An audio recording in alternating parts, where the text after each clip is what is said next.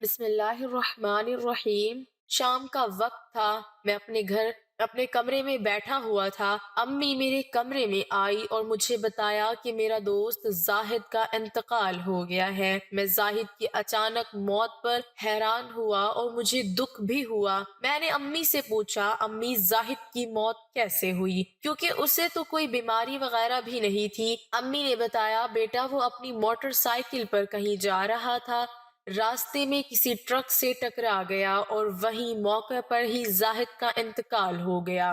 جلدی جاؤ، تھوڑی دیر بعد اس کا جنازہ ہے۔ میں جلدی جلدی کھڑا ہوا اور جوتے پہن کر گھر سے باہر آیا۔ زاہد کا جنازہ رات کو 9 بجے تھا۔ میں جلدی جلدی محلے کی جنازہ گاہ پہنچا۔ جنازہ گاہ میں کافی رش تھا۔ زاہد کے گھر والے اس کی اچانک موت پر رو رہے تھے۔ مجھے بھی زاہد کی یوں اچانک موت کا کافی دکھ تھا۔ جنازے کے بعد بہت سارے لوگ اپنے گھروں کو چلے گئے، لیکن چونکہ زاہد میرا قریبی دوست تھا، اس لیے میں لاش کو دفنانے کے لیے قبرستان میں گیا۔ قبرستان میں کل ملا کر 20-30 لوگ تھے، جو زاہد کے گھر والے اور کچھ قریبی رشتہ دار تھے۔ قبر چونکہ پہلے ہی تیار تھی، اس لیے زیادہ انتظار نہیں کرنا پڑا تھا اور زاہد کو فوراً دفن کیا گیا تھا اور سب قبر پر مٹی ڈالنے لگے۔ میں بھی قبر پر مٹی ڈالنے لگا۔ دفن کے بعد سب لوگ دعا مانگ کر سب اپنے گھر کی طرف روانہ ہوئے۔ میں بھی گھر کی طرف جانے لگا۔ اس وقت رات کے 1 بج رہے تھے۔ چلتے چلتے میرا پاؤں ایک قبر سے ٹکرا گیا اور مجھے ٹھوکر لگی۔ میں وہیں اس قبر کے پاس گر گیا، پھر کپڑے جھاڑ کر کھڑا ہوا اور آگے کی طرف جانے لگا۔ اس وقت قبرستان بالکل سنسان تھا، ہر طرف اندھیرا تھا اور میں اندھیرے میں چلتا ہوا جا رہا تھا۔ چونکہ ہمارے علاقے کا قبرستان کافی بڑا تھا، اس لیے قبرستان سے نکلنے کے لیے بھی کافی وقت لگ جاتا تھا۔ قبرستان میں کانٹے دار جھاڑیاں اور پتھر پڑے تھے۔ میں نے سوچا موبائل کی ٹارچ جلا کر چلتا ہوں، اس سے روشنی ہوگی اور راستہ دیکھنے میں بھی آسانی ہوگی۔ لیکن میں نے جیسے ہی موبائل نکالنے کے لیے جیب میں ہاتھ ڈالا تو مجھے حیرانگی ہوئی، موبائل جیب میں نہیں تھا۔ میں نے ساری جیبیں دیکھ لی لیکن موبائل مجھے کہیں نہیں ملا۔ میں حیران تھا آخر موبائل کہاں گیا، کیونکہ میں گھر سے موبائل لے کر نکلا تھا۔ مجھے پریشانی ہونے لگی۔ پھر مجھے یاد آیا جب مجھے قبر کے پاس ٹھوکر لگی اور میں گر گیا، شاید موبائل وہیں میری جیب سے گر گیا ہو۔ یہ خیال آتے ہی میں فوراً واپس اس جگہ جانے لگا جہاں میں گرا تھا۔ یقیناً میرا موبائل بھی وہیں گر گیا ہوگا۔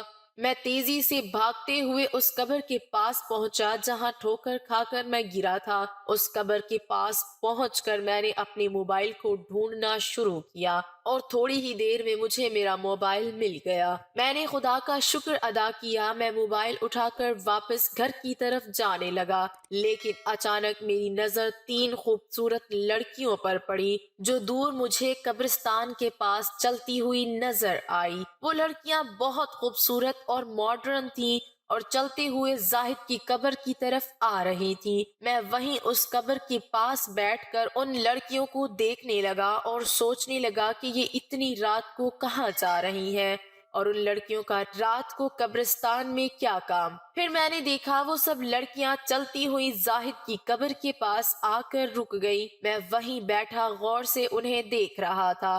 انہی لڑکیوں نے چور نظروں سے ادھر ادھر دیکھا۔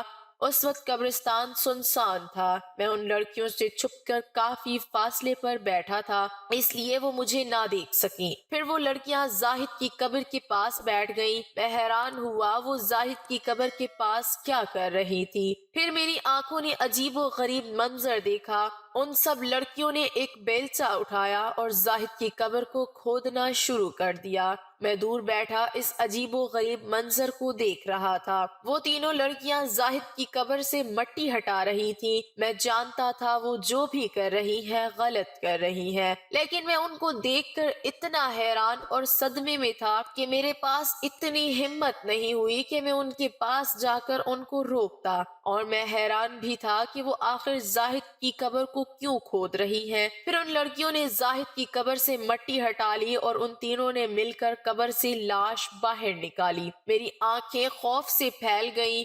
نہ جانے وہ تینوں لڑکیاں کیا کرنے والی تھیں۔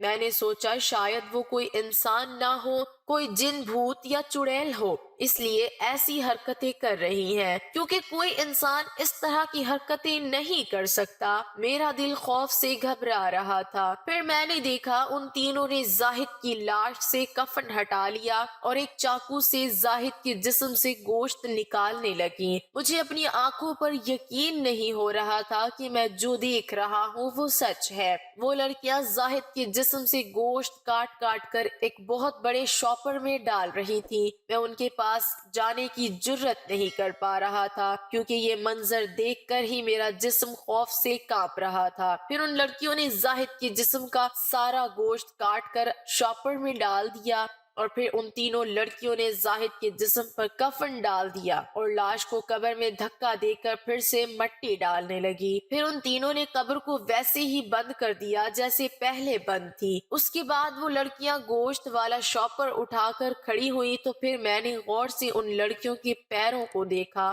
ان کے پیر انسانوں کی طرح سیدھے تھے۔ ان میں سے ایک لڑکی بولی، آج تو کافی گوشت مل گیا ہے، اب 6 دن آرام سے گزر جائیں گے۔ وہ لڑکی اردو میں بات کر رہی تھی اور ان کے پیر بھی سیدھے انسانوں کی طرح تھے۔ اس کا مطلب یہ ہے کہ وہ کوئی جن چڑیل نہیں تھی، وہ انسان تھی۔ لیکن کوئی انسان اس طرح کی حرکتیں کیوں کر رہا تھا؟ وہ لڑکیاں گوشت کا شاپر اٹھا کر قبرستان سے باہر نکل گئیں اور میں ابھی تک صدمے میں تھا کہ یہ میں نے کیا دیکھا۔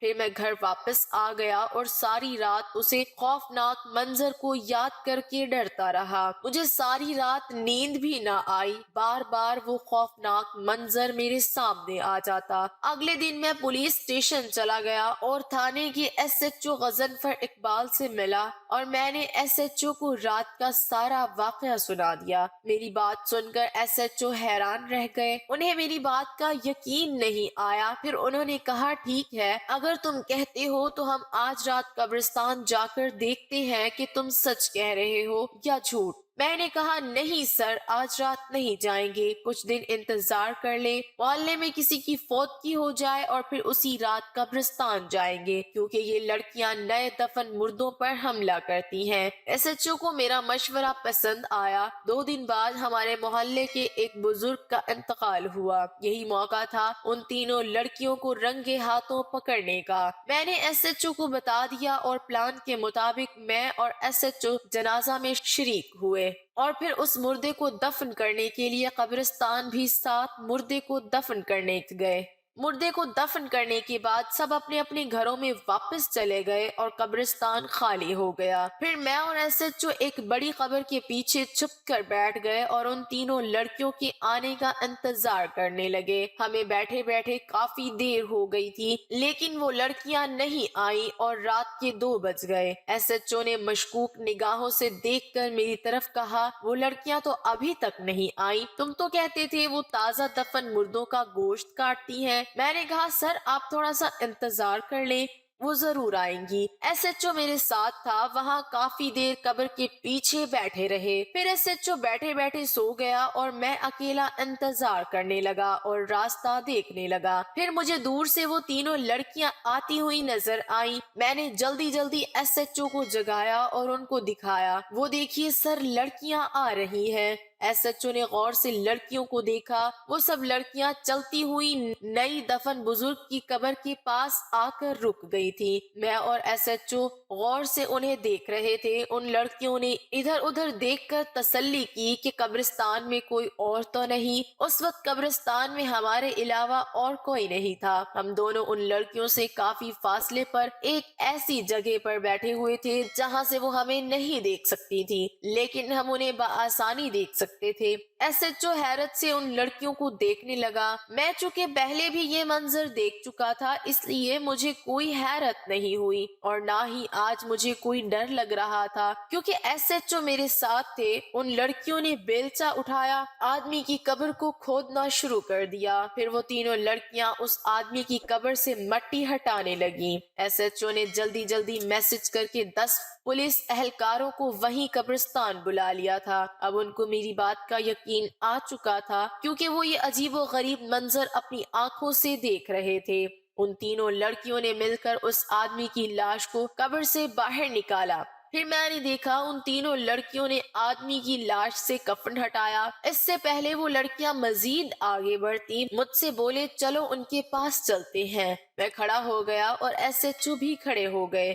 ایس ایچ او نے پستول ہاتھوں میں لی اور میں بھی ان کے پیچھے چلتا ہوا لڑکیوں کے پاس جانے لگا اور ہم چلتے چلتے لڑکیوں کے پاس پہنچ گئے۔ وہ لڑکیاں ہمیں اچانک وہاں دیکھ کر خوف زدہ ہو گئیں۔ ایس ایچ او غصے سے بولے خبردار جو ذرا بھی ہوشیاری دکھائی تم لوگ پولیس کی حراست میں ہو۔ وہ لڑکیاں ڈر گئیں کیونکہ وہ سب رنگے ہاتھوں پکڑی گئی تھیں۔ پھر اچانک ان لڑکیوں نے تیزی سے بھاگنا شروع کر دیا۔ میں اور ایس ایچ او بھی ان کے پیچھے بھاگنے لگے۔ سامنے سے پولیس کے باقی اہلکار بھی آ گئے۔ ان اہلکاروں نے ان تینوں لڑکیوں کو پکڑ لیا۔ ایس ایچ او نے ایک زوردار تھپڑ ایک لڑکی کو مار کر کہا شرم نہیں آتی تم لوگوں کو یہ سب کرتے ہوئے؟ کیوں کرتی ہو یہ گھٹیا حرکتیں؟ ان میں سے ایک لڑکی نے رونا شروع کر دیا اور ایک عجیب و غریب انکشاف کیا۔ ہم تینوں سہیلیاں ہیں اور پچھلے 2 سالوں سے یہی کام کر رہی ہیں۔ ہمیں انسانی گوشت کھانے کی عادت ہو گئی ہے۔ جب تک ہم انسانی گوشت نہ کھائیں ہمارا نشہ پورا نہیں ہوتا، اس لیے ہم مردوں کی قبروں پر حملہ کرتے ہیں۔ جب ان کے گھر والے مردوں کو دفنا کر چلے جاتے ہیں تو ہم پیچھے سے آ کر قبر کھودتے ہیں اور ان کا گوشت کاٹ کر گھر لے جاتے ہیں۔ اس لڑکی کے انکشاف نے مجھے حیران کر دیا۔ پھر ایس ایچ او نے مجھے یقین دلایا کہ ان تینوں لڑکیوں کو سخت سزا سنائیں گے اور مجھے اس کام کے لیے انعام بھی دیں گے۔ ایس ایچ او اور کچھ پولیس اہلکار ان تینوں لڑکیوں کو گرفتار کر کے جانے لگے۔